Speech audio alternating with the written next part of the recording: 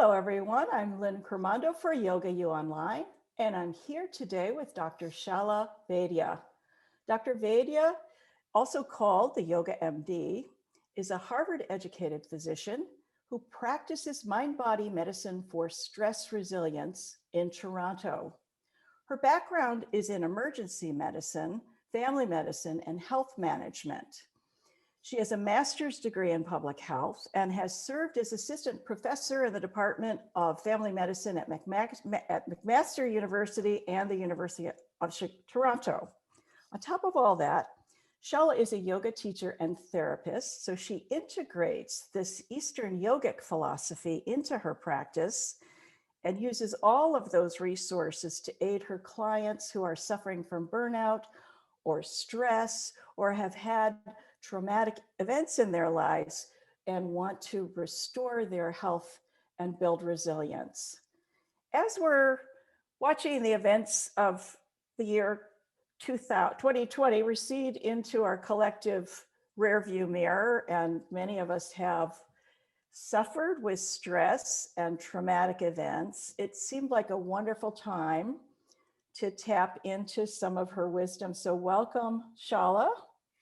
Thank you, Lynn, for having me here and everyone at YogaU. Love to have you here. Now, you do have a lot of experience working with stress and in recovering from stress and resilience. And I want to talk about that, but I also am really interested to start off a little bit with your story, because I think your story of going from, I think it was emergency medicine to yoga therapy, that's not the most obvious transition. So. It's not, but it's actually one where you get to see how the nervous system works through all stages. You get to see the, and I don't want to say this with a smile, but you witness trauma when it happens. And you see the body go through it. And then from emergency medicine, I went to family practice. So I would see, people at different stages of their life, but they may have had some kind of stressful incident or multiple stresses in their childhood, in their past, that laid down certain patterns within their body in terms of how they physiologically react to things, how they mentally react to things. And then how do we solve or how do we help them feel better, which is what we do with family practice. And now I'm focusing more on mind-body medicine with stress. How do we help somebody adapt better or learn to understand their body and achieve wellness, really? And that's where the yoga piece really fills in, is that, yoga is really Eastern psychology, except it's not just the psyche, right? The yogis understood that in order to calm the mind, you really had to work through the body and work with the breath. They had all these other techniques that they recommended to help come to that state of stillness, that state of chitta vritti nirodha, that where the mind is clear and that you are one with everything. So although it sounds like kind of a strange way, I feel in hindsight, everything I've done has put the pieces of the puzzle together to help me understand how to best apply these practices and why they are so useful clinically. So yeah. And then there's another piece that I do want to add, because I am talking to you from Toronto, which is the traditional territories of the Wendat, the Haudenosaunee, and the Anishinaabe, and the Mississauga of the Credit River, the traditional indigenous lands of those native communities on which I live. And it was actually working in native communities, in our indigenous populations, our First Nations in the northern part of Canada, that I really saw what happens when a culture has, or when a people have its culture stripped away from them, and how that can bring such ill health, right? Like all the things that we do, our rituals, our culture, keep us healthy, and they were built in to help us survive and to be well. And when that's taken away, that can have a tremendous impact on our well-being and therefore on our health. And when I came back from working up north, I was also practicing family practice in a community that was predominantly South Asian. And so they have also lost a lot of their culture. They've lost a lot of this yogic wisdom, either through colonialism or through immigration and having to assimilate into another community, or, just the lifestyle being different. And so I could really see that piece. And that's when I started to use it in my practice. One, because I had nothing else in my toolbox.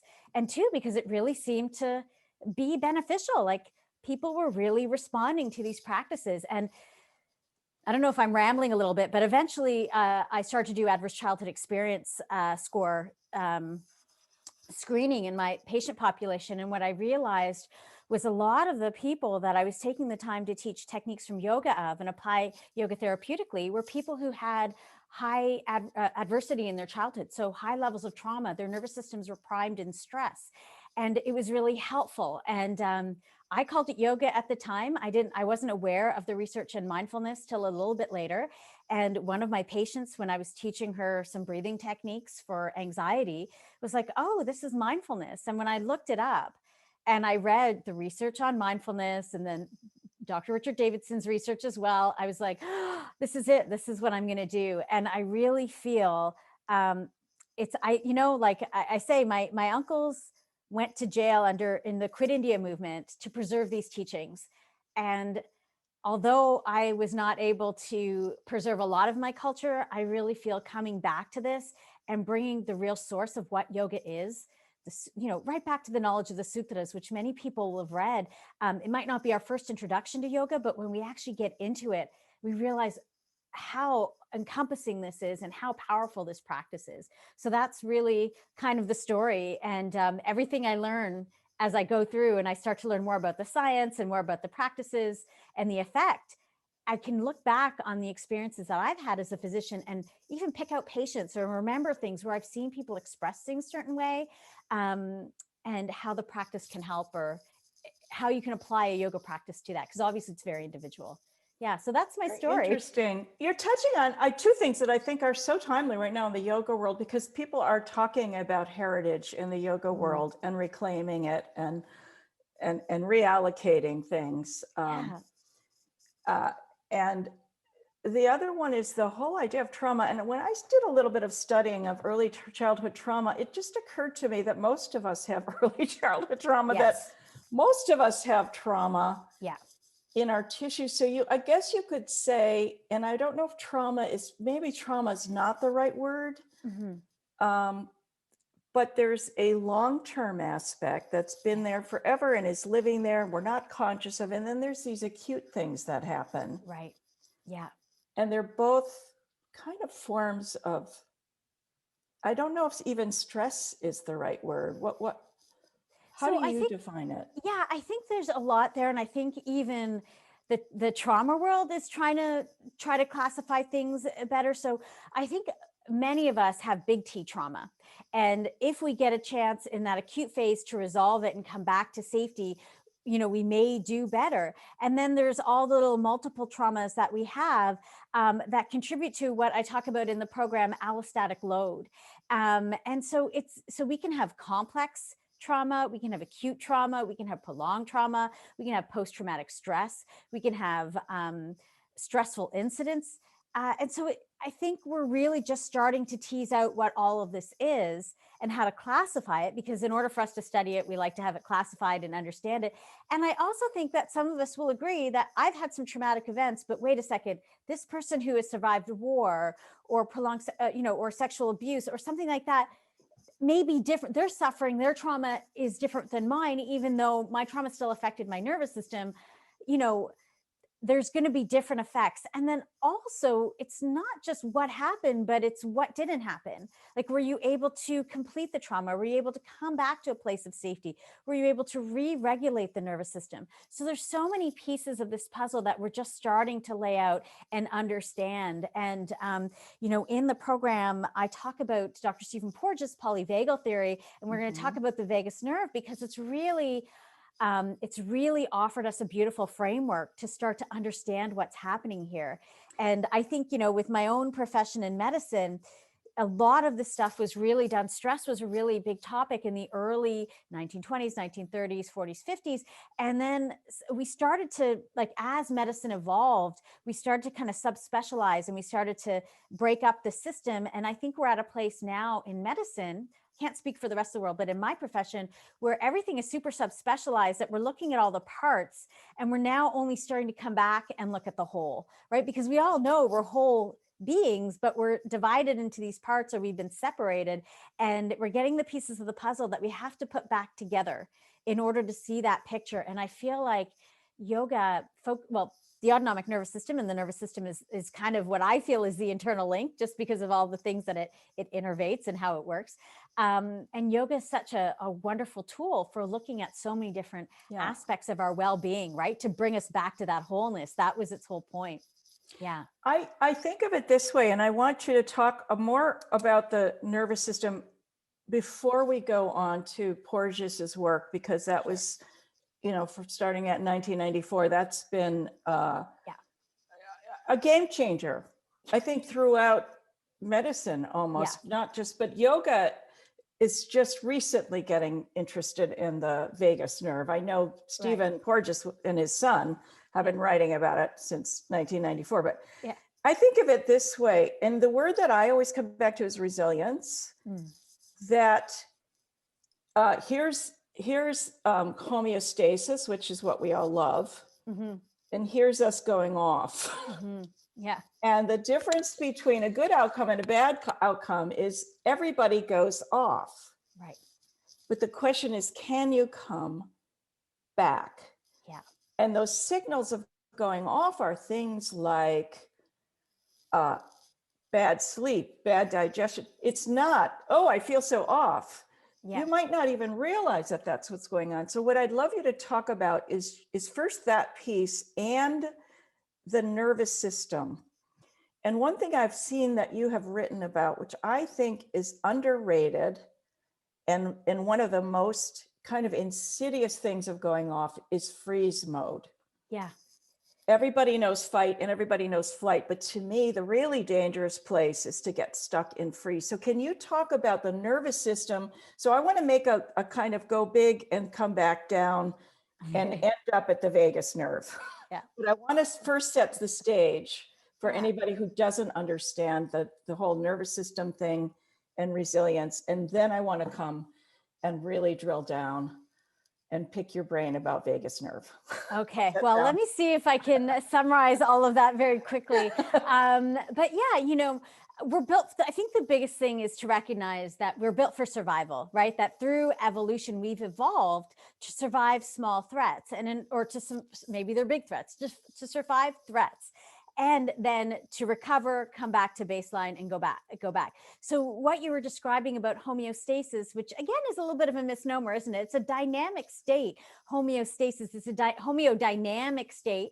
And I credit Dr. Ananda Balananda Yogi, I believe. I'm hoping I'm pronouncing his name right, for actually pointing that out, and us all going, yes, it's dynamic. That we're always alternating through these dynamic states, right? And when we get that challenge, we go into our fight or flight response. So fight, our nervous system primes us to get ready to defend ourselves, or we get that charge in our body, right? If a bear is coming at us, or even a car, right away we'll flight or we'll jump out of the way. And so we run away, and that's protective. But also, if we can't run away, and I'm also going to add the fawn response, which is the please response, right? And many of us do this as humans. Here's the bear. I just need to make the bear happy. And if I make the bear happy, it'll kind of walk away. And it might not be a bear, but it might be another human, or it might be someone that we've, a boss or whatever, just to kind of, so the please response or the fawn response is also a part of that evolutionary response that we do to keep ourselves safe. Remember, everything is to maintain safety, because if we're safe, we can be in that homeo-dynamic, homeostatic state. And then the freeze response is interesting, because unfortunately, there are going to be times we're not going to be able to fight the bear. And the best thing for us to do is really protect ourselves. And we go into freeze, which may be, my body is doing it before I can even say to you what it is I want to do. But our shoulders shrug, we protect our neck, we come in and protect our most internal organs. Our psoas muscles also contract down. And we're often taught, play dead. If the bear is there, play dead. So that can be part of the freeze response as well. Often the freeze response is this tight thing, but when we can no longer sustain that energy, or fighting is futile, we'll dive down into this feigned death response, where our blood pressure will drop, our heart rate will drop. if you see a cat catching a mouse, it'll catch it. The mouse cannot escape in that moment, but it will feign death. It'll go cold. It may even emit a smell. Its heart rate will drop and the blood pressure will drop, so much so that the cat may think it's dead, drop it and walk away. And so in that sense, shutting down that freeze, so freeze, heart rate high, freeze, shut down, feign death, is very protective as well. And it conserves energy, because sometimes we may be burning energy trying to survive in a way that it's a waste of energy, or we can't do it anymore. And then our body will just say no and shut down. And that all comes back to our nervous system. So, right. So the nervous system based in the brain, the limbic system. So the cortex is the walnutty part of the brain. If you go like this, you'll see a little model of your brain. The walnut's the top part where we think and move. That's the cortex. Middle part is the limbic system.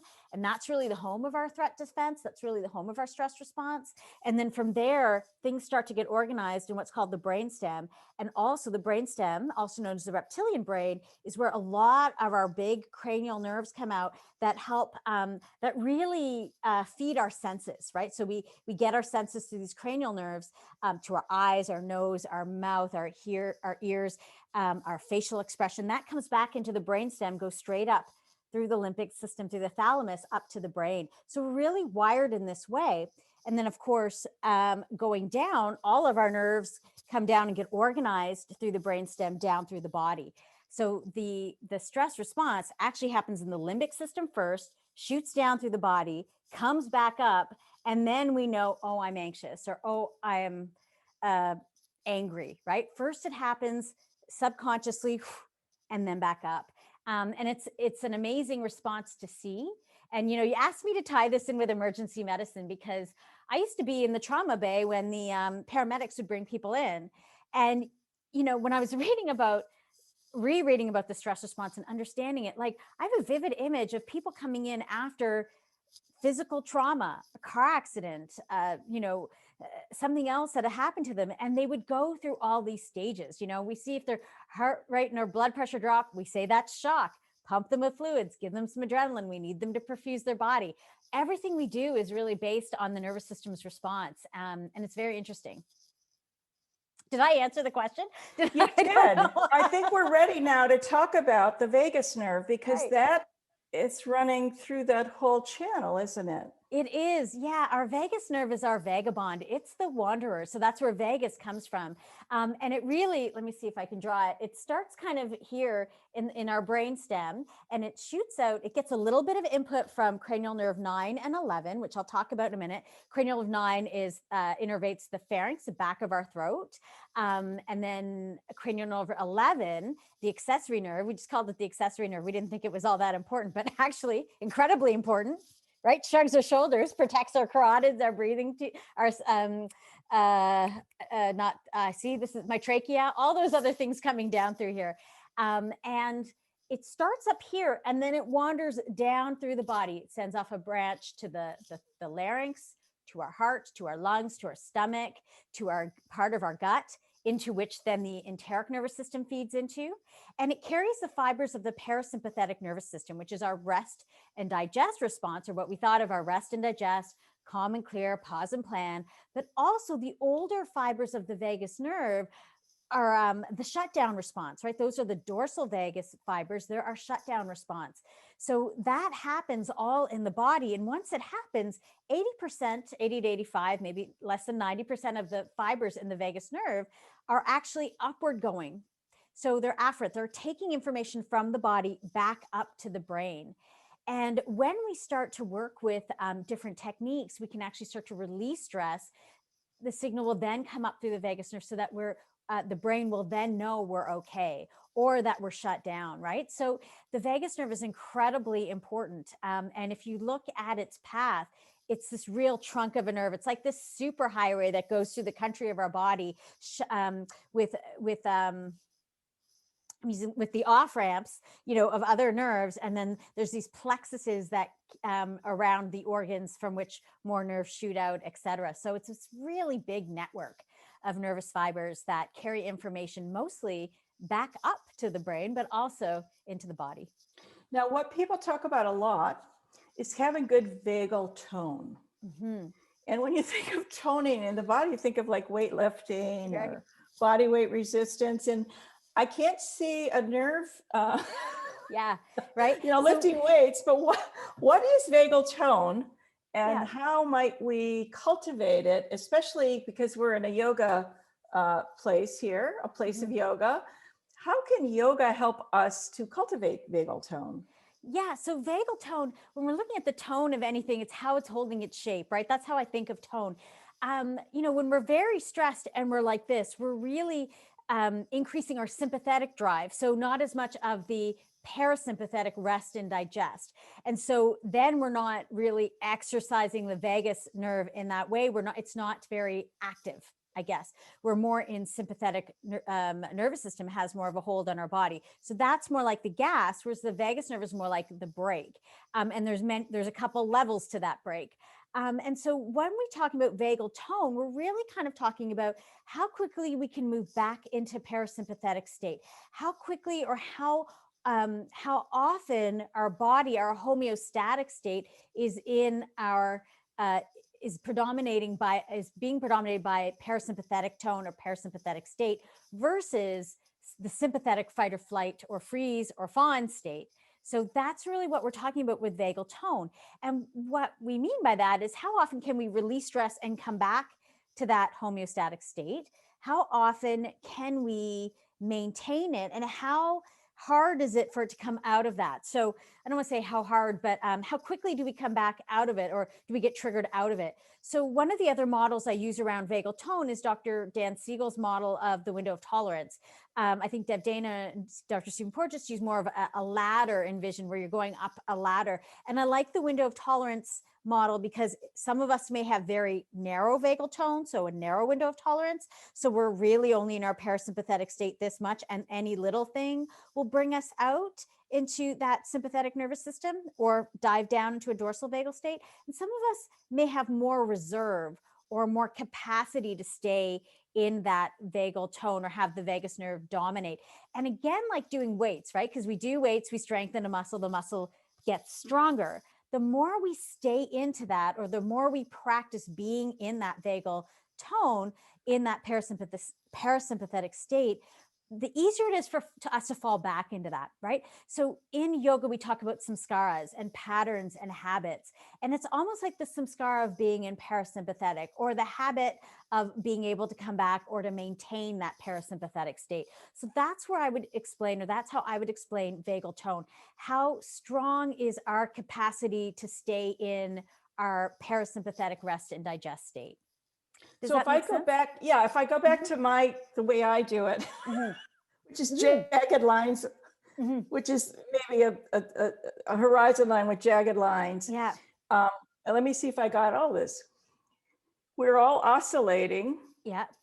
And if we stay on the wrong side of the line, we're Yeah. oscillating on the wrong side of, so if we're not coming back Yeah. with some bounce, with some resilience, Yeah. and that's where the tone comes in. And what you said about, doing weight resistance, your contract, release, contract, release, contract, release. And then when you go out into your life and you need to Mhm. lift a 5-pound bag of flour off the bottom shelf, you're just Yeah. doing it. Yeah. That You if we have practices for coming back, then when we're in life and we need to come back, it's just what we do because we've practiced. Yeah. Oh, you said that so well. So can we talk about the weightlifting? Sure. Sure. What are And could this give us one or two we might be able to do okay, as so a exercise? Yeah. yeah, and I love the muscle analogy, because often our muscles are stuck in tight, right? And we don't even know Yeah. that they're tight. This is how our body has learned to hold the muscles, and we even numb to the fact that our muscles are tight. So one of my favorite ones, and especially since now so many of us are on the screen for so much of our day, one of my favorite ones is really working with the shoulder and the chin. So it's inhaling. Well, so if we want to go into it, then I would Let's just do it. say, yeah, let's do it. Okay. So Let's do it. let's just stop for a second and just feel our feet on the floor, our legs and our buttocks. Feeling our spine rise from the tailbone through the lower back, the middle back, the upper back and neck. And we're just going to take a breath in here and roll our shoulders up. And then as we exhale, we're going to roll our shoulders back, down, sliding them down. How low can they go? And can they come together at the base? Inhaling again, rolling the shoulders up. Exhaling from the root, the pelvic floor is tenting upward as the shoulder blades are sliding down, lower abdominal muscles coming towards the spine. Let's do one more time this way. Inhale, roll the shoulders up. Exhale, roll them back down. And then doing one shoulder at a time, we're going to inhale, roll our right shoulder up. And as we exhale, we're going to roll it back down, turning our head to the left and looking with our eyes to the left as far as is comfortable. Let's just take a breath in and out here. Exhaling, exhaling, exhaling. How slow can you make that exhale comfortably? Inhale, come back to center. Exhale here, release. And let's just take a moment to observe the right shoulder and shoulder blade in relation to the left shoulder and shoulder blade. And if your spine was the central axis and you drew a line from the right shoulder to the left shoulder, how would that line intersect the line of the spine? How do the shoulders lie in relation to each other? Are they on the same plane? Or is one higher or lower than the other? Just simply noticing.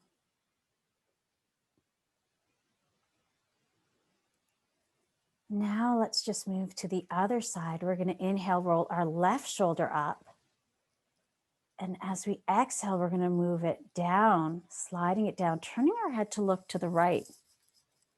And then taking a breath in and out here. Eyes can look as far to the right as is comfortable for you. Take a breath into the side of the neck and the shoulder. Take another. And another. And then inhale. Let's just bring our head back to center. Exhale here. And just observe sensation in the left shoulder now. And again, maybe draw a line from the left shoulder to the right shoulder. Notice how the shoulders are lying in relation to each other. A little bit of swadhyaya, self-study here.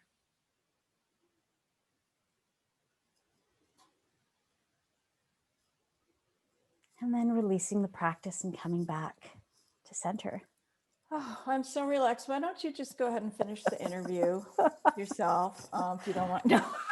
You know what's really funny is I didn't realize how high my shoulders were until I did that. I did it and I was like, oh my God, I'm teaching. I'm the one that needs this. I'm going to do this every day even more. But yeah, this may be my video for the day. Let's just do this. That was awesome. Oh, but speaking of teaching, you are doing a course for us and you're going to delve much deeper into all of this. Tell us a little bit about it. Yeah, so I'm going to talk about the vagus nerve in relation to our whole nervous system and our fight and flight, freeze and fawn response, and the other response that many of us may be experiencing now as we've maintained a prolonged stress response, dropping down in this feeling of just exhaustion or immobilization where I've got nothing left in the tank to do anything. And I'm going to relate it back to why, for me, it's so fascinating, because it's everything I learned when I was 7 chanting, in Sunday school. But for me, like how it fits with yoga. And of course, they didn't know about the vagus nerve and they probably didn't know about the wiring of our body. But as in many indigenous traditions, they understood, or they were observant of what was happening. The ones that took the time were observant of what was happening. And they came up with this system to release and come back to that sattvic centered state. And that's what we're going to talk about. We're going to talk about some of the evidence we have now for how the nervous system works. And we're going to talk about, then we're going to apply it to our process of yoga. and talk about some of the research around that as well. And really excited to do it because again, it's like, Obviously, it's a passion for you. it is. Yeah. And, it's funny because I think about this sometimes. I was talking to somebody who was younger at a different stage of life, going through so much of the world changing right now. We're recording this in the pandemic, and saying, I kind of knew what I wanted to do, and that's the path I was walking. But I still had, my path wasn't straight. The people who've had a straight path, God love you. You're so lucky. But I think I was like, how you're saying, here's the pen and I'm up and down. I think my path was that way before I could start to walk or to teach this in the way that I am, and incorporating it within my own profession. And I am very passionate about it. I feel so blessed and so lucky to be able to do this. And I'm really honored to be able to share that knowledge Awesome. Well, here. I'm really looking forward to your course, and it includes a practice of more of this yummy stuff. So, Shailla, it's been absolutely delightful. Thank you for breaking down these concepts into really user-friendly terms. And I can't wait to see the rest of the stuff. So we'll see you in your course. Yeah, we'll see. I think we dive into it in the course, and I hope it gives a good understanding, or at least it helps people get a base in this and the connections, so then we can all move forward. Yeah, I think what's great is it's great to have the didactic. It's great to know the theory, but what we're talking about here is, what does that look like in a person's life, and how can I use that? How can a yoga teacher, how can a yoga practitioner use that every single day to create a better, healthy state? Yeah. And we're talking about the states. We talk about, in the program, we'll go deeper into gunas, the states that we alternate through. We were using a pen and the up and down version, whereas the yoga philosophy uses more of a circle that we're constantly alternating through this, or more of a cycle. So I talk about, and it's so individual, right? What I think is so beautiful about yoga is that we're all individuals, and we're all going through such different things, and our body is responding in the ways it's learned how to survive. And yet yoga offers something for everybody. If we understand the actual process, if we go back to what the sutras tell us, then we can understand our states as we start to observe them and bring us back. So it's, even though one particular practice might not fit one particular body, there's many different practices that fit all the different states that we may experience to bring us back and to help us understand ourselves. So yeah, I'm super excited to talk about it, and I hope it's beneficial, that people can start to understand it, and why we must, go back to those roots and continue to study the sutras and continue to understand, what are they telling us here? What's happening? Yeah. And linking it with the science. It's very clear why you're called the Yoga MD. It's also because nobody can spell my last name, but whatever. They will soon. We'll see you in class, and thank you again for a delightful interview. Thank you. Bye-bye. Bye.